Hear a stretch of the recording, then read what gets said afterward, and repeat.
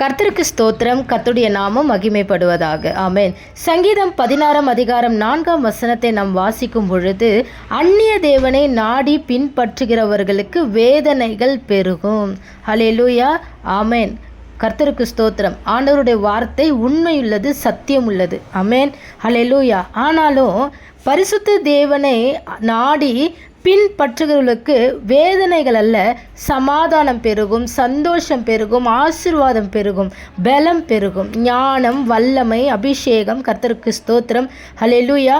அப்போ அந்நிய தேவனை நாடி பின்பற்றுகிறவர்களுக்கு தான் வேதனை. கர்த்தருக்கு ஸ்தோத்திரம். அப்போது ரட்சிக்கப்பட்டு ஞானஸ்தானம் எடுத்து தேவனை பின்பற்றுகிறவர்களுக்கு எப்படி வேதனைகள் வருது? ஹல்லேலூயா. ஏன் வேதனைகள் வருது அப்படின்னா, கர்த்தருக்கு ஸ்தோத்திரம். யோவான் 1:1 நம்ம வாசிக்கும் பொழுது, வார்த்தை தான் தேவன் என்று சொல்லி நம்ம வாசிக்கிறோம். ஆமென். ஒவ்வொரு தேவனுடைய பிள்ளைகளுடைய மனதில், வாழ்க்கையில், குடும்பத்தில் வேதனை வருவதற்கான காரணம் என்ன அப்படின்னா, ரட்சிக்கப்பட்டும் ஞானஸ்தானம் எடுத்தும் அந்நிய தேவனாகிய மற்றவருடைய வார்த்தைகளை, மற்றவர்கள் சொல்லுகிற காரியத்தை பின்பற்றுவதால் தான். ஹல்லேலூயா.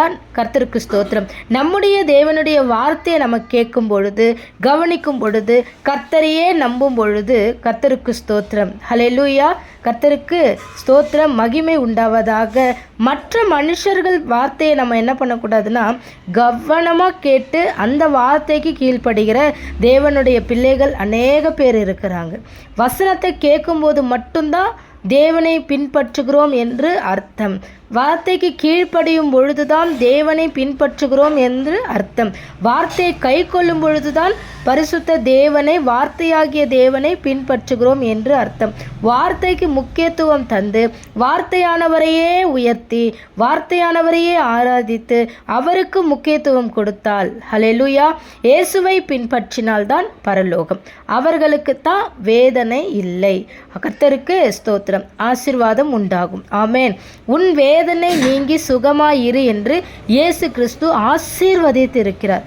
அவர் என்றும் ஆசீர்வதிக்கிறவர். இன்றும் நேற்றும் எல்லா காலகட்டத்திலும் கர்த்தர் ஆசீர்வதிக்கிறார்.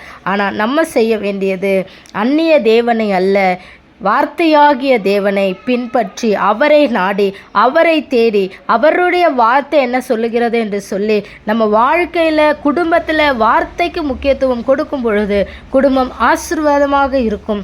வேதனை நீங்கி சுகமாக இருப்பீர்கள். கர்த்தர் உங்களை ஆசீர்வதிப்பாராக. ஆமென்.